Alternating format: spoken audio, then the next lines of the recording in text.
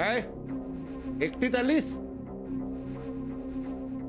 का ग एकटीच आलीस म्हणजे पळून आलीस की निघून आले मी. नाही ते दिसलंच मला, पण का हे विचारतोय मी. नानू मामा हाच प्रश्न ना तुमच्या नातवाला विचार. फुटबॉल केलाय त्यांनी माझा. मला काय वाटतं हे आजपर्यंत कोणी मला विचारलंच नाहीये ना. रूम शिफ्ट करताना मला कोणी विचारलं नाही आणि आता हॉस्पिटलमध्ये सुद्धा मला कोणी विचारत नाही. मी काही बोलू का?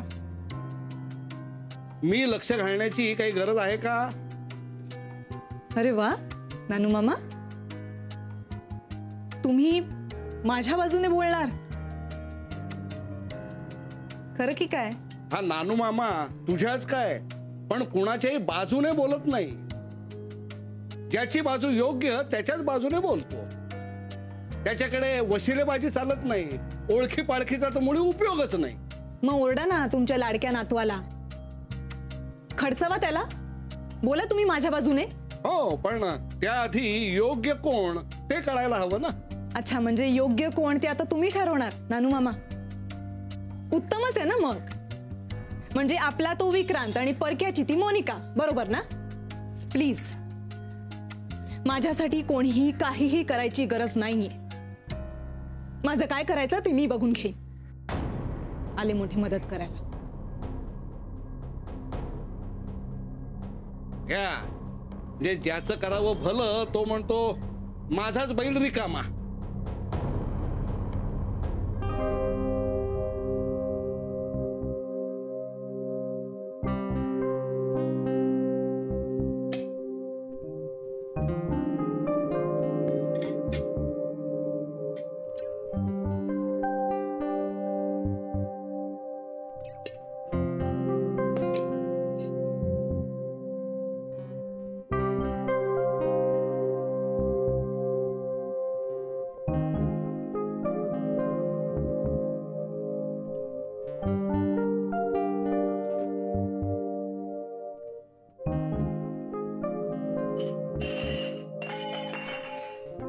अगं बाई मोनिका, अगं तू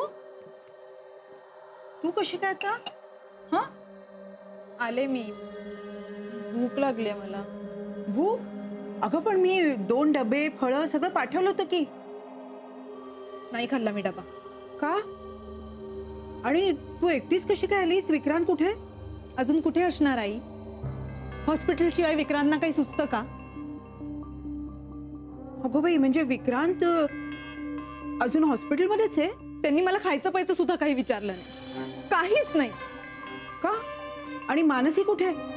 ती हॉस्पिटलमध्ये नव्हती का? तिने का नाही विचारलं? आई, मानसी हॉस्पिटलला आलेली नव्हती. अगं बाई, आज मानसी हॉस्पिटलमध्ये आलीच नाही का ग? आई किती प्रश्न विचारताय? मला नाही माहिती. अगं अशी चिडू नकोस. आणि हे बघ, विक्रांनी नाही विचारलं तरी तू त्याला सांगायचं ना मला भूक लागली म्हणून. अगं तू 2 जीवांची आहेस ना. मग आई पण हे सगळं विक्रांतना नाही कळत का? नाही, कळायला हवं ग, पण तुझा काहीतरी गैरसमज होतोय. त्याला की नाही बाळाची खूप काळजी. अगं नेहमी म्हणत असतो. नाही म्हणजे खरंच तोच प्रॉब्लेम आहे ना आई. तुम्हाला सगळ्यांना फक्त बाळाची काळजी आणि माझी नाही. छे ग, असं काही नाही. असंच आहे आई. फक्त बाळाची काळजी, बाळाचं हे, बाळाचं ते, बाळ बाळ बाळ. मोनिकाचं काय? काहीच नाही, कोणालाच पडली नाही मोनिकाची. तू आधी शांत हो. कशी शांत होऊ मी आई? अगं अशी चिडचिड बरी नाही या दिवसात. तू जरा प्रसन्न राहायला हवं ना. आई हे सगळं तुम्ही मला का सांगताय? तुम्ही सगळे कसं वागतं माझ्याशी ते नाही बघत. अगं अशी एकदम तोडून काय बघ. 1 मिनिट, तुला असं वाटतंय ना आम्ही तुझ्याशी नीट वागत नाही? मग एक काम करायचं, आधी खोलीत जायचं, आराम करायचा. नाही नाही, मी देते ना, तुला भूक लागली ना, मी खायला पाठवून देते. हा, आता मी तुझं काही ऐकून घेणार नाही. जा बघू मुकट्याने आधी खोलीत. आई खोलीत जाऊन आराम कर, मी खायला घेऊन येते. जा.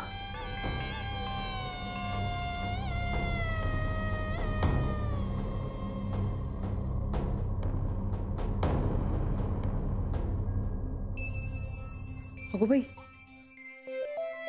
जास्त जोरात तर नाही ना बोलले मी हिच्या बरोबर?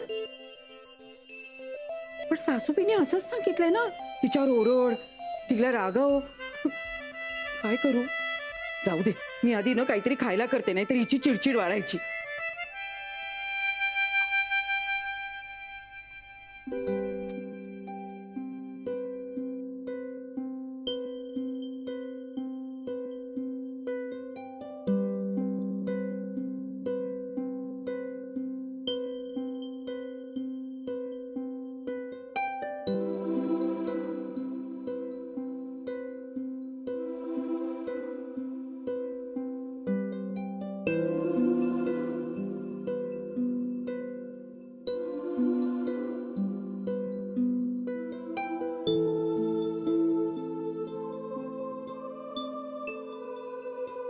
सारिका, 2 कॉफी पाठवून दे.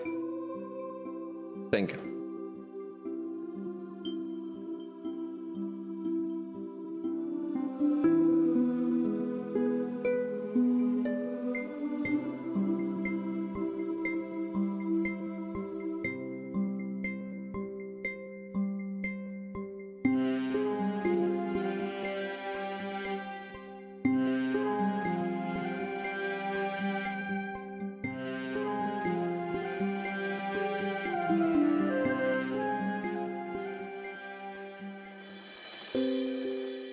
मी जाऊन भेटते ताईला.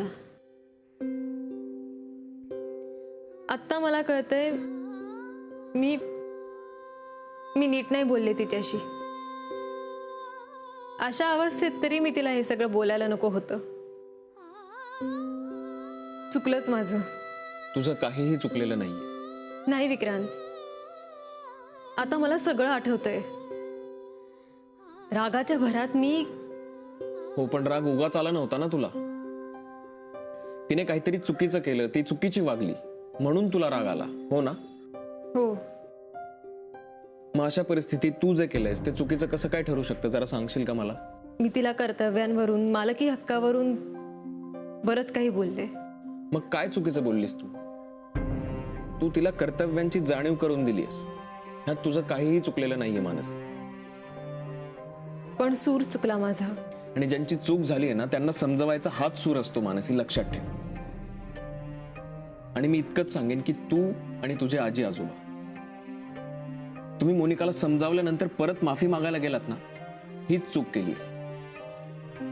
तिला काय वाटेल याचा विचार करत बरोबर काय आहे हेच विसरलात. आता यानंतर असं होणार नाही. तू माफी मागायची नाहीस, दॅट्स ऑल. मोनिकाचं काय करायचं, तिला काय सांगायचं ते मी बघतो. ओके?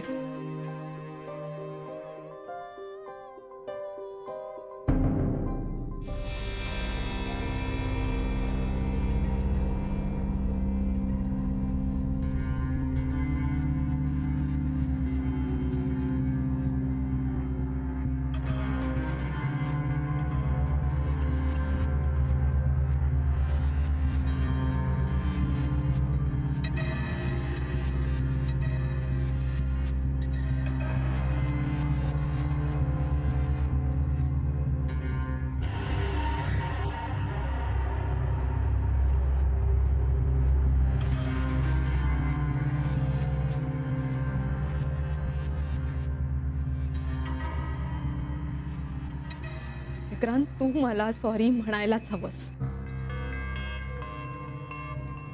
विक्रांतनेच बोलवून घेतलं असणार मानसीला. आणि हे न सांगण्या इतकी मानसी हुशार झाली ना आता. त्या हॉस्पिटलची मालकीण मी आहे, मानसी नाही.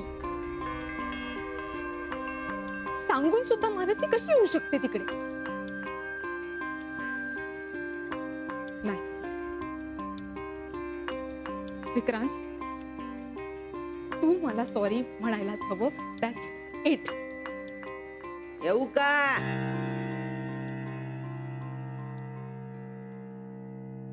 आजी, काय बाळाबरोबर गप्पा मारत होती की काय?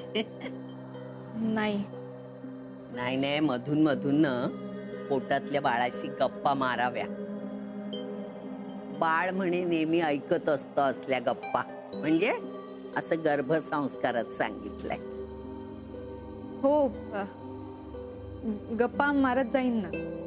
बरं, बाळाशी कशा गप्पा मारायच्या हे मी तुला शिकवीन. हा, नको नको, मी मारेन गप्पा. अरे हो, तुला सांगायचंच राहिलं. तुझी आजी आली होती. काय? पण ती मला काहीच बोलली नाही. अरे बोलली नसेल ना तर मी सांगते ना कशाला आली होती ती. त्यांना तुझं बाळणपण त्यांच्या घरी करायचंय. मी साफ नकार दिला. मी म्हटलं आमच्या घरात 3 डॉक्टर आहेत. आजी 3 नाही 2 डॉक्टर. अगं 2 घरातले आणि 3री मानसी. मला सांग, ती काय परकी आहे का आपल्याला? म्हणजे मी आता विक्रांतला सांगणार आहे, अरे बाबा आता मानसीला थोडे दिवस सुट्टी दे, म्हणजे ती पूर्ण वेळ तुझ्याकडे असेल लक्ष द्यायला. आणि सगळ्यात महत्वाचं, काही झालं ना चिडचिड म्हणून करायची नाही. पोटातल्या बाळावर परिणाम होतो. मनाला खटकणारी गोष्ट मनात ठेवून द्यायची नाही, बोलून टाकायची. बरोबर आहे तुमचं आजी, पण आजूबाजूच्या माणसांनी सुद्धा तसं वागायला हवं ना.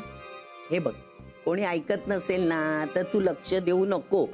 सरळ सासूला सांगायचं की बघ आलीच, बरोबर करेल त्या. हा, हे घे, खाऊन घे. हे काय आई? रव्याची खीर. गरम गरम खा म्हणजे बरं वाटेल. हा, ई नाही, म्हणजे मला नाही आवडत रव्याची खीर आणि वजन वाढतं ना, त्याच्यामुळे नको. तुला आवडत नाही ना, पोटातल्या बाळासाठी खा, त्याला आवडते. घे.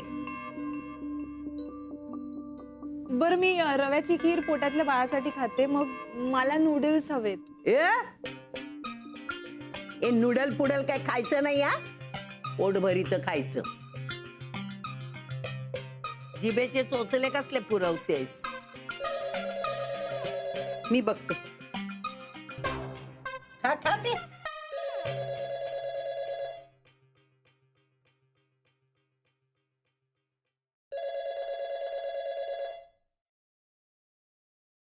हॅलो. हा आई, बरं झालं रे फोन केलास. मोनिका पोहोचली का घरी? हो. विक्रांत, कमाल आहे ना तुझी. तुला आता आठवण झाली. अरे काय हे, तुला काहीच कसं वाटत नाही? आई, काय झालंय ते तुला काहीच माहित नाहीये. अगो बाई, म्हणजे काही झालंय की काय? तू एक काम कर, तू आधी घरी ये. निघ बघू, तू आधी घरी ये. अरे मोनिका इथे किती चिडचिड करत होती माहितीये. आई आई आई, तू शांत हो, ओके? आणि मी आत्ता नाही येऊ शकत. आणि तसंही फारसं काही झालेलं नाहीये, सो तू हायपर नको होऊस. तिचा स्वभावच आहे चिडचिड करणं, राग करणं. त्यासाठी तिला काही कारण नाही लागत. अरे काय चाललंय तुम्हा दोघांमध्ये? आई, आपण नंतर बोलूया यावर. आधी मी काय सांगण्यासाठी फोन केला होता ते ऐक. आज मला खूप साऱ्या महत्वाच्या सर्जरीज आहेत, सो मला यायला खूप उशीर होईल. तुम्ही जेवणासाठी माझी वाट बघू नका, ओके? जेवून घ्या. अरे पण मोनिका, तिला आराम करायला सांग, चिडचिड नाही. आणि तू सुद्धा जास्त टेन्शन घेऊ नकोस, काही काळजी करू नकोस, ओके? बाय.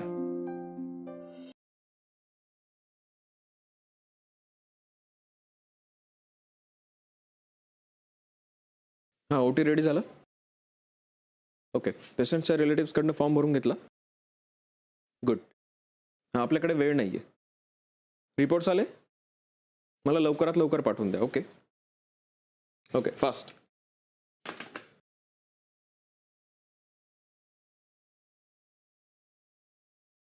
सकाळपासून काहीच खाल्लं नाहीये तुम्ही. अजूनही तसा वेळ आहे. डबा उघडू का? ताई सुद्धा डबा तसाच ठेवून गेलीये. नाही, नको. का? मी सर्जरीच्या आधी काहीच खात नसतो. हो, पण ऍसिडिटी नाही होणार का? खरं तर त्यावेळेला फक्त एकच विचार माझ्या मनात असतो, बाकी कुठलाही विचार माझ्या मनात येणं शक्यच नाही. म्हणजे अगदी खाण्यापिण्याचा सुद्धा. आणि हे मी प्रॅक्टिस करतो तेव्हापासून आहे. पण आजपर्यंत मला कधी ऍसिडिटी नाही झाली.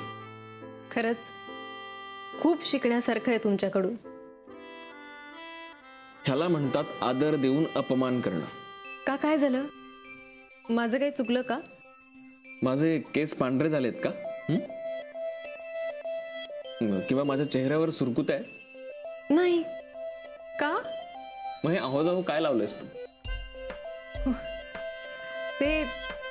ते आदर म्हणून. हो, आदर.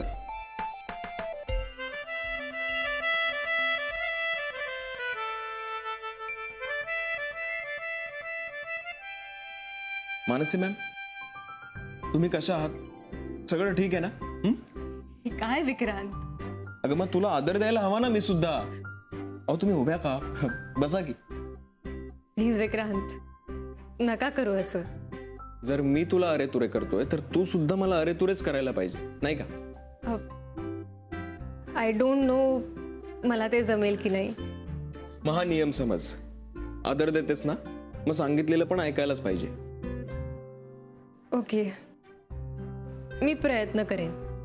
मग तो आत्तापासूनच झाला पाहिजे. ओके, मग ठीक आहे. All the best Vikrant. Thanks. बरं, तू काय विचारायला आली होतीस? हो, मला ॲक्च्युली ऑब्झर्वर म्हणून ही सर्जरी बघायची इच्छा होती. मग मी आलेलं चालेल का तुमच्या, आय मीन तुझ्या बरोबर? चला.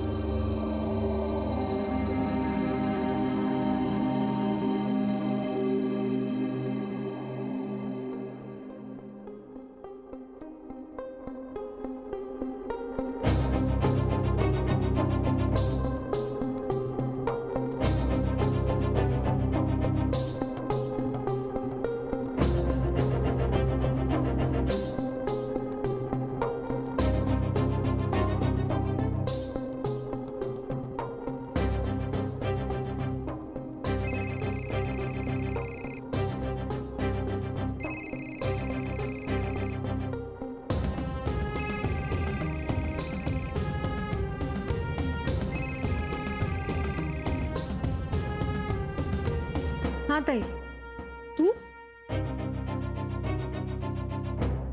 तू अजूनही तिकडेच आहेस मानसी?